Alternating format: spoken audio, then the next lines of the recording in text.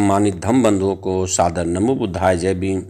मैं doctor DN बौद्ध आप लोगों को डॉक्टर भीमराव अंबेडकर साहब की स्कूली शिक्षा से लेकर उन्होंने जो प्रण लिया था वह प्रण क्या था। उन्होंने ये सोचा था कि कानून बनाकर अछूतों का उद्धार करूँगा, और यह प्रण उनके प्राइमरी शिक्षा से ही चालू होती। जिस तरह उनके हालात गड़बड़ थे उनके माँ बाप के, कि पिछली वीडियो में बताया था हमने कि उनके पिताजी उनके स्कूली दाखिला के लिए परात गिरवी रखने के बाद रामजी राव प्राइमरी स्कूल के हेडमास्टर के पास पहुंचते हैं। भीमराव की मदद करने के लिए उन्होंने हेडमास्टर को बार बार धन्यवाद दिया और प्रमाण पत्र मांगा। हेडमास्टर भीमराव से बहुत खुश थे। उसने प्रथम श्रेणी से उत्तीर्ण किए थे अंबेडकर साहब, बहुत अच्छे अंक प्राप्त किए थे। हेडमास्टर ने प्रमाण पत्र तैयार कर दिया और उसने उनका पूरा नाम लिखा, भीमराव अंबेडकर। पिताजी रामजी राव ने उसे ब्राह्मण को आशीर्वाद मानकर खुशी जाहिर की। उस दिन उन्हें क्या पता था कि अब अंबेडकर शब्द एक भारतीय इतिहास की शानदार धरोहर बनेगा, क्योंकि यह नाम उनके गांव का अंबेडकर था। इसलिए उस ब्राह्मण ने कहा अंबेडकर रखा जाए। पूरे देश की पिछड़ी जातियों के लोग इससे प्रेरणा स्रोत, आश्रय और सामाजिक न्याय प्राप्त करते हुए उन अधिकारों को प्राप्त करने में सफल होंगे जिनका संकल्प लेकर भीमराव ने अपमान पर अपमान सहते हुए अपनी पढ़ाई जारी रखी थी, और जिन अधिकारों के सपने मरते समय उनकी माँ की आंखों में थे, वह प्रमाण पत्र लेने के बाद जब भीमराव चलने लगे तो श्रद्धा और भावुकता से भरे हुए गुरुजी के चरण छूने के लिए झुके, परंतु जब उन्हें याद आ गया कि चरणों को तो मैं छू नहीं सकते, छूने से गुरुजी अपवित्र हो जाएंगे, अतः चरणों की ओर बढ़ते उन्होंने हाथ हिलाते हुए भीमराव ने कहा, क्षमा करें गुरुजी, मैं आपके चरण नहीं छू सकता, मैं अछूत जो हूँ। मेरा आशीर्वाद सदा तुम्हारे साथ रहेगा, ऐसा गुरुजी ने कहा। भावुक स्वर में गुरुजी बोले, लेकिन बेटा, बहुत दिनों से एक बात मेरे मन में घूम रही है, अब पूछ ही लेता हूँ। तुमने 5 साल तक दूसरे छात्रों के जूते की जगह बैठकर पढ़ाई की, भूखे रहकर बार बार अपमान सहकर भी जरा विचलित नहीं हुए। ऐसा क्या है इस पढ़ाई में जो तुम इतना सब कुछ सह रहे हो? आगे पढ़ोगे तो और भी अपमान झेलना पड़ेगा, फिर तुम महार जाति के हो, तुम्हें ऊंची नौकरी भी नहीं मिल पाएगी। तुम यह सब क्यों कर रहे हो? यह बात गुरुजी ने डॉक्टर भीमराव अंबेडकर से पूछी। तब भीमराव अंबेडकर के कदम रुक गए। वे मुड़े और सम्मानपूर्वक ब्राह्मण के सामने खड़े होकर बोले, गुरुजी, मैं सब कुछ सहूँगा, मुझे पढ़ लिख कर एक दिन एक नया कानून बनाना है, एक ऐसा कानून जो अछूतों को समाज में ऊंचा स्थान दिलाकर रहेगा। देखिएगा, सरकार इस कानून को मानेगी। सर 1904 ईस्वी में एल्फिंस्टन हाई स्कूल में भीमराव अंबेडकर को दाखिला मिल गया। अब वे भीमराव अंबेडकर कहलाने लगे थे। लड़के उन्हें केवल भीम कहा करते थे। एक दिन कक्षा में एक अजीब घटना घटी। अध्यापक भूगोल पढ़ा रहे थे, तभी उन्होंने भीमराव से कहा, भीम, तुम उठो और चाक से ब्लैक बोर्ड पर भारत का मानचित्र बनाओ। भीमराव उठे, चाक लेकर जैसे ही वे ब्लैक बोर्ड की ओर बढ़े, लड़के आपस में खुसफुस करने लगे।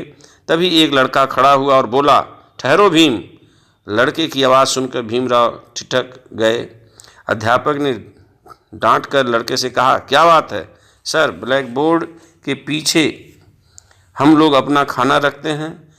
भीम महार जाति का है, इससे हमारा खाना छू दिया तो वह अपवित्र हो जाएगा और हमें फेंकना पड़ेगा।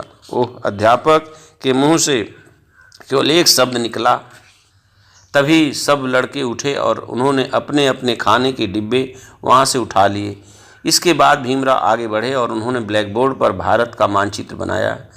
कक्षा समाप्त होने के बाद सब लोग बाहर निकल गए। यह खाना खाने का समय था। सब लड़के एक झुंड में बैठकर खाना खाने लगे। भीमराव अंबेडकर अपना खाना लेकर एक ओर चले गए। खाना खाते समय वे सोच रहे थे कि एक अपमान और सही, अब तो इस सब की आदत डालनी ही होगी। 1906 में पिता ने भीखू वालंगकर की बेटी रमाबाई के साथ भीमराव की शादी कर दी। 1907 में उन्होंने 750 में से 382 नंबर लेकर के हाई स्कूल की परीक्षा पास की। साथियों, इतना अपमान सहने के बाद आज यह समाज उनको कितना सम्मान दे रहा है। सम्मान तो दे रहा है, लेकिन कौन सा सम्मान देना ये जानने की जरूरत है।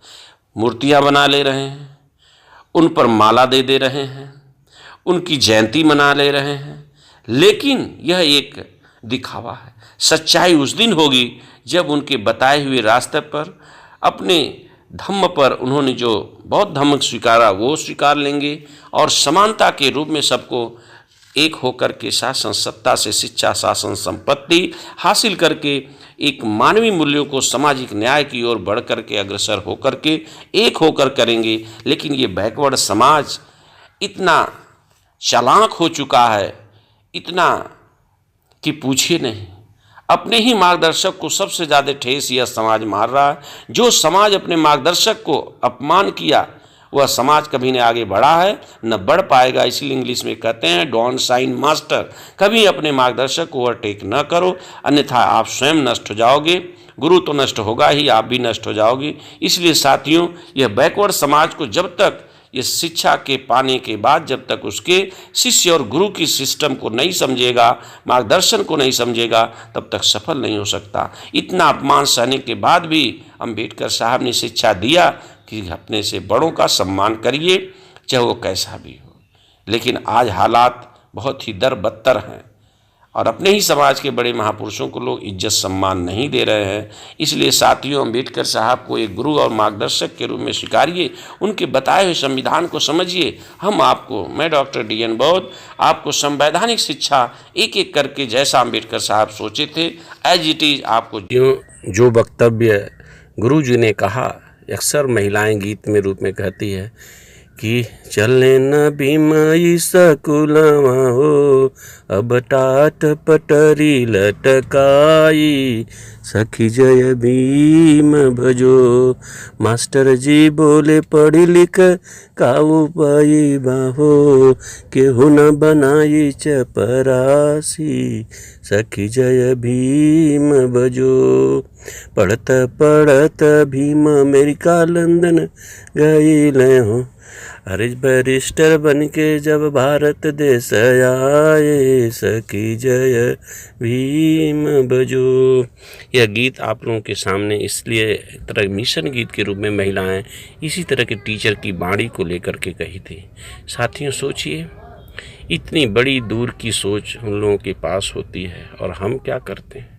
दूरदृष्टि रखिए। जब तक आप दूरदृष्टि नहीं रखेंगे तब तक आप देश समाज में अपना वजूद नहीं बना पाएंगे, जिस प्रकार अम्बेडकर साहब ने बनाए थे। सभी धम्म बंधुओं को सादर नमो बुद्धाय, जय भीम। इसी तरह से वीडियो आपको BK महागुरु चैनल में मिलता रहेगा। सभी धम्म बंधुओं को सादर नमो बुद्धाय, जय भीम, जय भारतीय संविधान।